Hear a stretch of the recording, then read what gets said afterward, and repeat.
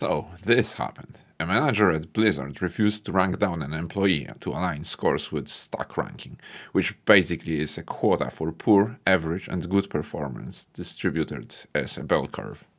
The managers were expected to have 5% of employees scored poor.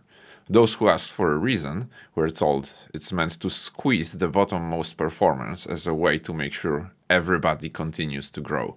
I'll have to make a separate video on everything wrong with so-called performance reviews. There is ample empirical evidence and research available.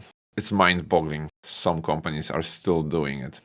Now, the problem with this story is, it may be just a disgruntled employee making up stories to take it back on a company which fired him. I doubt we will ever know what actually happened. What I know for sure is my very own experience with very similar case. A few years back, a company I was working for was just running their semi-annual performance review. First, they created a massive spreadsheet with all the vague criteria we were supposed to be measured against.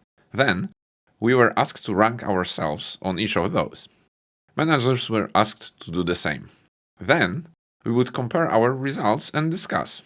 You know, the classic BS performance review as all the others. I even used a random corporate BS generator online to generate a few of those criteria. I mixed them up with the real ones and asked my colleagues which ones they think are real versus which ones are BS generated. Imagine, they would mostly point to the real ones as BS generated. The last stage of this process was for the senior leadership team to gather all the reviews and calibrate them. Why? Because expectation was that supposedly objective reviews won't be as objective after all. And this is where my review broke the system. I have evaluated myself fair, based on all the criteria I was given. The issue was, a number of items on the list did not match what I actually did at my job. Having no other option, I scored myself as not available or 0. That naturally led to my overall performance to be significantly lower compared to my peers. And I mean significantly lower. It was like 20 points on a 1 to 100 scale. So what's the problem? Poor schmuck is about on 5%, now he complains. In the same year, I was recognized twice for my performance on the company-wide level. Once for resourceful problem solving. The second time, they actually awarded me a bonus for the best business idea. This created what I call an HR paradox. How can a top performer score the lowest? But the solution was very obvious. The manager of my peers was asked to rank down everyone else during the calibration, so there is no discrepancy.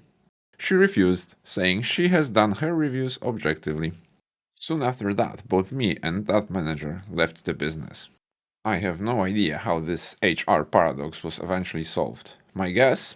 It was probably ignored, since there was no one left to ask the difficult questions. I wish I could say we all learned a valuable lesson here. But the truth is, there are those who know the performance reviews really don't work. And then, there are those who refuse to accept the reality and keep peddling the same broken idea. We just gotta power through or find a more reasonable place to work.